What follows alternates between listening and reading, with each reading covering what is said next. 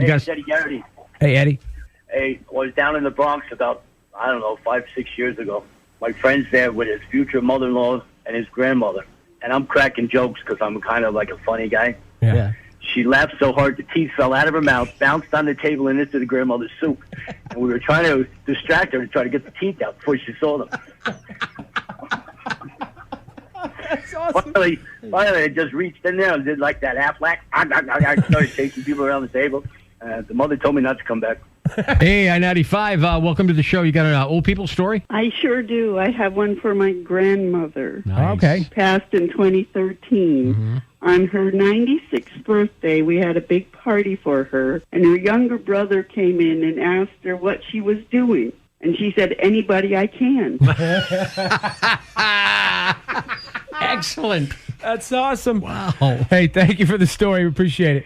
Bye. Appreciate it. That reminds me of a story. Really? The Go time, my grandma from Florida, you say, she's up here. We're playing cards Is this in the the one basement. who's sucking them Marlboro Reds? Yeah, Okay. we're playing cards in the basement, me and my friends. Yeah. She gets a little liquored up, which she never does. Sits and plays cards with us. Yeah. Calls my buddy Matt he says he's pee-whipped, if you know what I'm talking about. Yeah, I know what you're talking about. Then she tried to attempt to climb the stairs and fell backwards down them. That's not good. Onto her afro and pooped her pants. Seriously? Yeah. I-95, Ethan and Lou. Hey, I have a good grandpa story for you. Oh, good. What is it? Go ahead.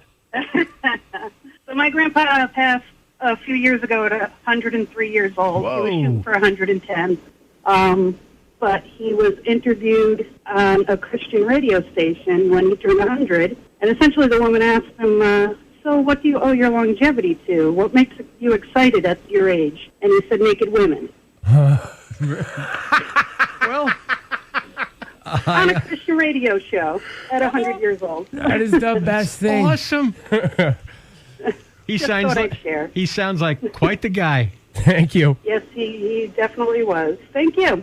Hey, I-95, you got any old people stories? Yeah, I got a good story about my grandfather. Go ahead. So I was obviously young, and the big thing was he used to love going ice fishing. I used to ask him all the time, Poppy, can I go? He said, next time I go, I'll let you know, but you got to bring the bait. I said, okay, what's the bait? He said, bring a can of peas. So I told my mom, we got to get peas. So we showed up, and he was like, all right, so we're going to cut a hole in the ice. You line the peas up around the hole. When the fish comes up to take a pee, you whack him over the head. And for the longest time, I thought that's how we went ice fishing. And the joke was on me for years. So I just really share that. Good story, man. Thanks for the call. Appreciate All right, it. brothers. Good job, guys. Not a lot of fish getting caught there, I'll tell you what. Not at all. Like, in my 20s, I used to fly down to Florida. Right? And just by myself and just stay with my grandma and grandpa. Sure. My grandma and my step-grandpa, but my grandpa was my grandpa. Okay. Grandpa Al. And Grandpa Al and I would go fishing. Right. And we'd take some beers out with us. Well, that's good. Fishing, beers. And I'd always forget, that he's going to pack what looks to be 6 beers. Because Right. my grandmother's watching him like a hawk. And then I'm like, you think that's going to be enough? And he's like giving me a sign, like, shut your mouth. Right. You stupid idiot.